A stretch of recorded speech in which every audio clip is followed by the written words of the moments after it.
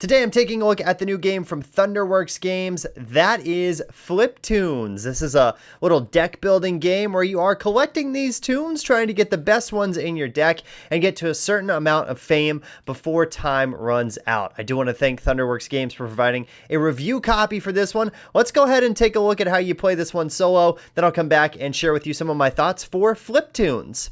So here we have a game of FlipToons set up and ready to go. This is a deck building game where you're going to be collecting these tunes from the market right here, adding them to your deck and trying to achieve a certain fame level. You want to get to at least 30 fame, which is indicated by this icon right here. So when you flip all 6 of your cards over, if you have over 30 fame, then you have won the game in the solo mode of the game. If you have not, then you just keep going again until the next round. For the solo mode, there's a few different things. Your setup and starting tunes are just a little bit different for the solo mode.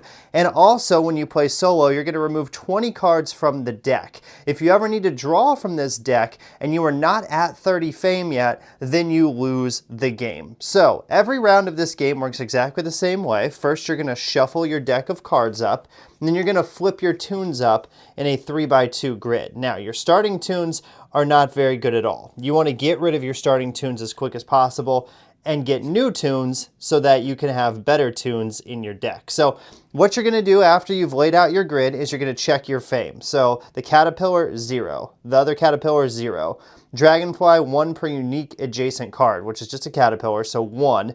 A bee is worth 1, and a snail is worth 2. So we have 4 fame, which we'll use this little card right here to mark on there. And now we can do 2 actions on our turn. We can hire a tune, and we can dismiss a tune. We can do either of those actions twice, whatever we want to do. So we could hire 2 tunes, dismiss 2 tunes, or do 1 of each. The cost of the tunes is based on whatever card they are below out here in the market. So this tune is 3 fame, this tune costs 4 fame, and so on up the line. Since we only have 4 fame, I think I'm going to go ahead and hire this tune, which is the donkey. So the donkey will go face down, and then you'll shuffle that into your deck, and hopefully it will appear in the next round. Now you're going to refill the market, so you flip a card over, it's the dog. You always stack these tunes in their numerical value from lowest to highest under these cards. So you can see the ostrich has a value of 1, then the deer up here has a value of 23.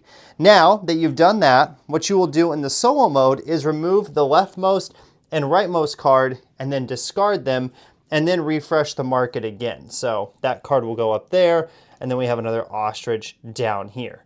Now you will take all of your cards, shuffle them back up, and do the whole process again.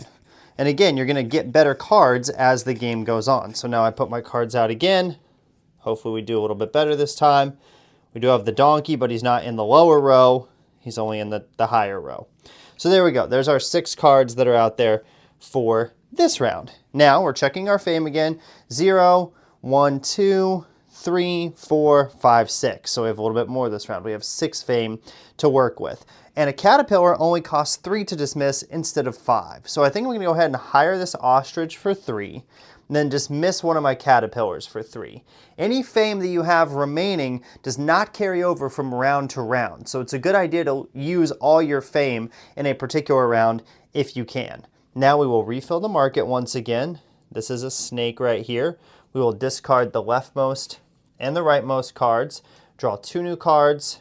We have the elephant here, and then the butterfly. So all of these are actually going to shift up here just a little bit. And then we will take these cards into our deck once again and shuffle them back up and do the whole process once more. I'll show you one more round here just so you get a good idea of the game. So we're flipping over once again. We get the dragonfly, the caterpillar, the ostrich.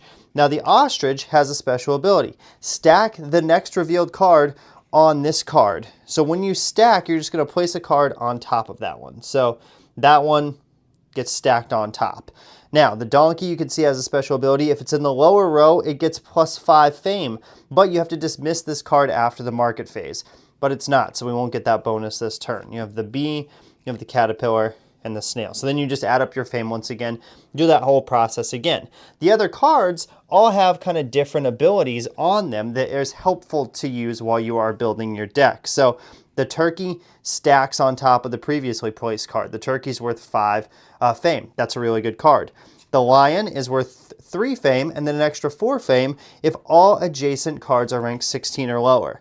The elephant is worth 7 fame, but you have to flip the previous card, which means you'll likely flip a card down and you won't get to use its fame value for that particular round unless it cannot be flipped.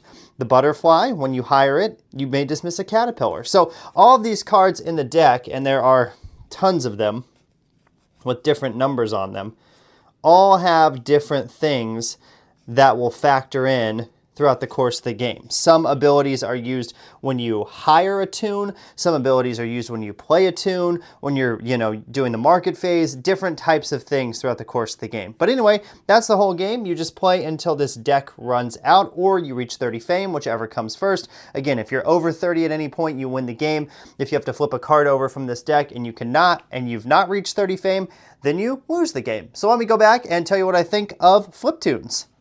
So you've seen how FlipToons plays. Now I'll share with you some of my thoughts for this one. My first like for this game is that this is a very simple deck building game, but one that also has a lot of strategy involved.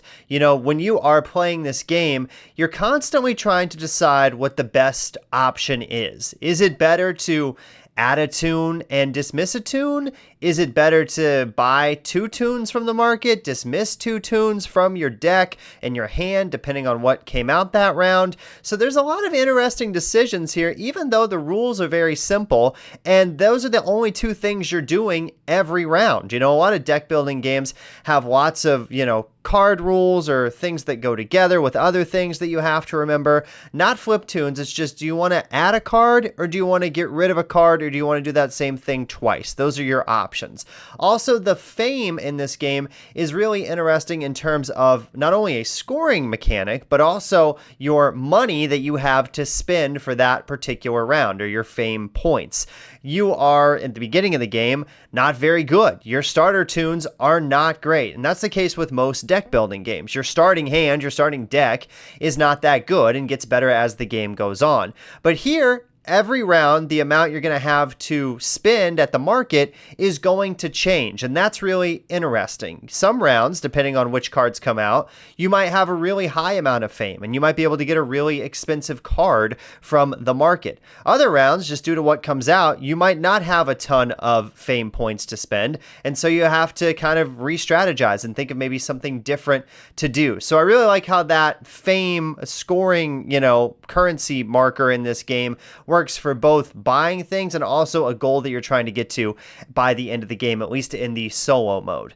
Now, the other thing that's really cool about this game is how the market refreshes. I particularly like how it happens in the solo mode. So when you buy a card, you're going to replace that card. And then in the solo mode, as you saw in the overview, at the end of that round, you're going to get rid of the leftmost card and the rightmost card. That's a really good way to keep the deck fresh and to keep new cards, constantly in the market, so you don't have the same things there round after round after round. Also, the way you organize the cards from lowest value to highest value means cards are going to change quite often. So even though you are only playing a solo game and there's nobody else taking cards from the table, the market is still refreshing enough that I felt like it was a good amount of refreshing, and there were always new cards to look at and new decisions to be made even when I was playing the game solo.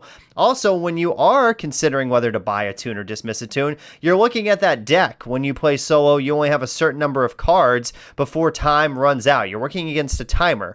So when you are making that decision, you have to think, do I want to buy a card? Because then that means I'm going to have to replace a card, and also 2 cards are leaving at the end of this round. What is the best option here?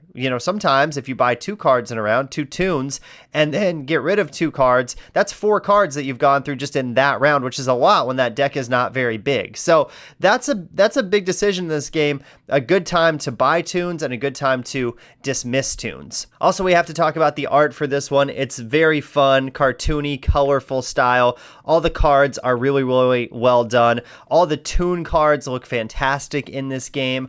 Also, I really like that all the toons have different abilities. And so there are a lot of cards in this deck. They all have different abilities, but those abilities are very simple and easy easy to understand. That makes it easy to play the game. And those abilities can synergize off of one another and can bounce off of one another. You may have a card that says you're going to score points for or get fame for however many cards out here that you have below a value of 14. So your strategy, if you get that card, might be, okay, I'm going to try to get a lot of low value cards in this particular game.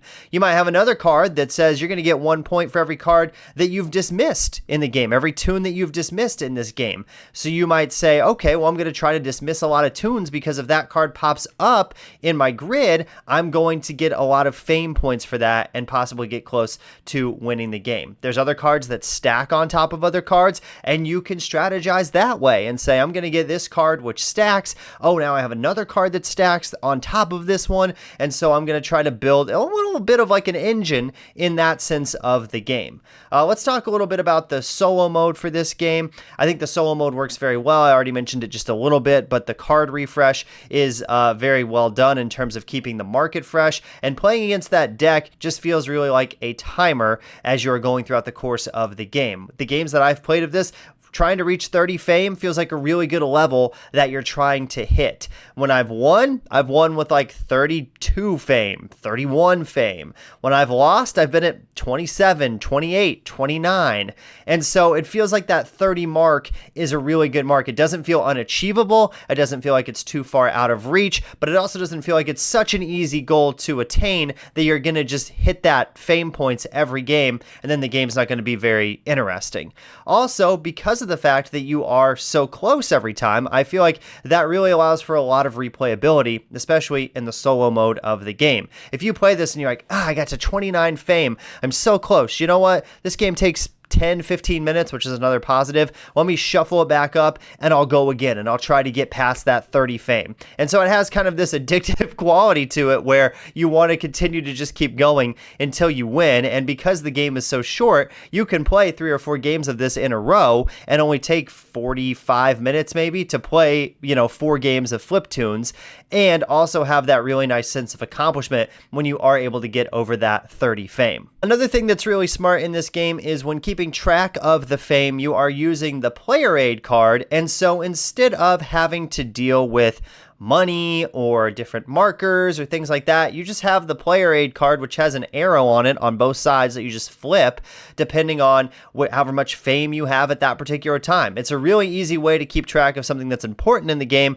without adding additional components or having more things that you have to keep track of. You just count your fame up at the beginning of the round and you say, okay, I have this much fame. I'm going to put my little arrow right here. Now I know how much I have to work with this round and what I can buy. Also in the market, I also like that the card cost kind of vary drastically. The cheapest card is very cheap in terms of how much fame you have to spend. The most expensive card, which is probably one of the better cards or the best card, is going to be a lot more fame that you have to spend it. But it always feels like you have an option.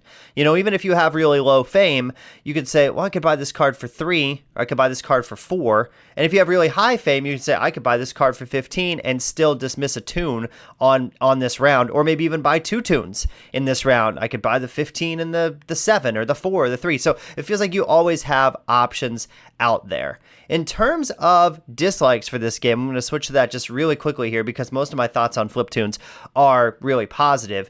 For dislikes, I just have really one minor one, and that is with the solo game. Because you have to remove 20 cards at the beginning of the solo game, you're not going to see all the cards in a particular game.